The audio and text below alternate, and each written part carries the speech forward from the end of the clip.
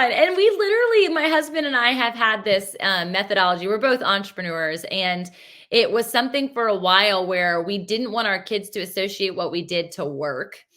Mainly because I always remember feeling guilty when I was leaving them, because I was a stay-at-home mom for a season of time, that when I would leave and mommy's going to work felt like a separation. It felt like anxiety. It felt like guilt. It felt like, why would she leave when she could be with us? Right. And that was true as an entrepreneur. No one was telling me I had to show up to do something. I had to create that schedule. I got to create that schedule on my own terms.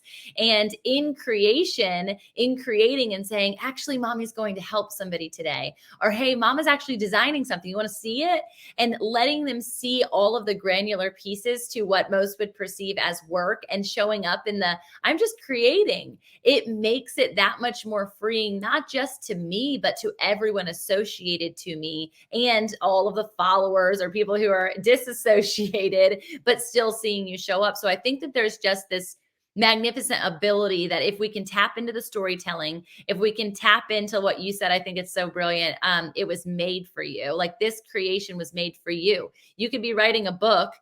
Millions of other people have written a book, but only you are going to go on this particular book writing journey, and to own that. And like you said, when you were younger, just like, yeah, I'm just going to go knock on the door and we're going to see what happens, without the inhibition that's been cultivated based on fear, rejection, typical things in you're not connected to me because you're not on the same playing field. You don't have as many followers and therefore you can't contact me. I mean, if people stop thinking about it that way and they just showed up and had fun, oh man, we live in a better society. Oh my gosh, we totally would. And Tamara, what a gift that you're giving your kids.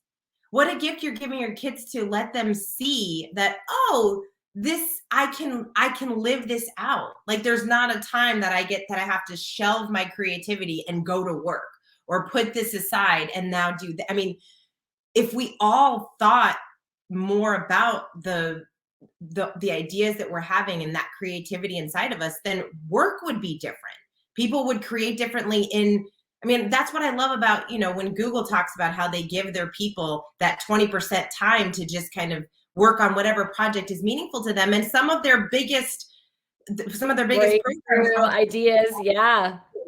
Because you need that. We all need that. And I love that you're doing that for your kids, because it's so important. It's a skill that we have to have. Creativity is a muscle, and we have to use it every single day. And this is what I love about the creation process. I talk to a lot of people, and they ask, well, how did you know it was going to work?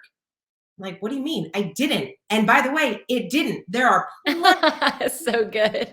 plenty of things that I do that do not work, but that's not the point. In fact, when I think about expectation, I really shifted my expectation, because if we have an expectation that I'm going to create this, or let's say I'm going to write this book and it's going to be a New York Times best-selling book and it's going to sell millions of copies. That's an expectation you created for yourself.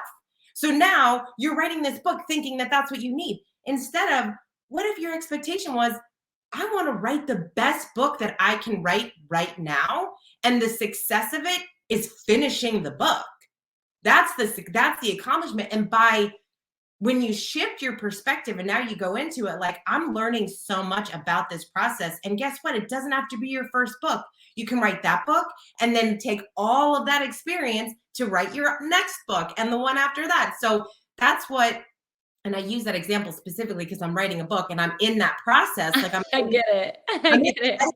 I know you just published your first book. So when you were writing your book, Tamara, how many days were you like so frustrated? How many days did you feel like, why am I even doing this?